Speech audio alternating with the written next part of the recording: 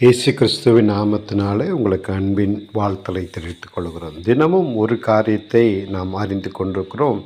இந்த நாளிலே விசேஷமான ஒரு காரியத்தை நாம் வேதத்திலிருந்து அறிந்து கொள்ளப் போகிறோம். அது என்ன காரியம் என்றால், தேவ தூதர்கள் நம்ம வீட்டில் இருக்கும்போது என்ன விதமான காரியங்கள் நடக்கும் என்பதை நாம் தெரிந்து கொள்கிறோம். தேவ தூதர்கள் நம்ம வீட்டில் இருக்கும்போது இந்த 7 அறிகுறிகள் நம்முடைய வாழ்க்கையில் வெளிப்படும் என்பதை அறிந்து கொள்ளப் போகிறோம். அந்த காரியங்கள், முதலாவது, காரணமே இல்லாத மனதில் ஒரு அமைதல் வரும், சமாதானம் வரும், இளைப்பாறுதல் கிடைக்கும் என்று சொல்லப்பட்டிருக்கிறது. இரண்டாவது காரியம், திடீரென்று வருகிற ஆபத்திலிருந்து கர்த்தர் நம்மை தப்புவித்து நம்மை விலக்கி பாதுகாக்கிற தேவாதி தேவனாயிருக்க. மூன்றாவது, நாம் இருக்கும் அறையில் அசாதாரணமான வெப்பம், ஒளி போன்ற காரியங்கள் நடக்கும்போது தேவ தூதர்கள் நம்முடைய வீட்டில் உலாவுகிறார்கள் என்று அர்த்தம். நான்காவது காரியம், திடீரென்று ஜெபிக்க தூண்டும் ஆர்வம் வரும், தேவனை தேடுகிற திருமுகத்தை பெற்றுக்கொள்ள முடியும். ஐந்தாவது காரியம்,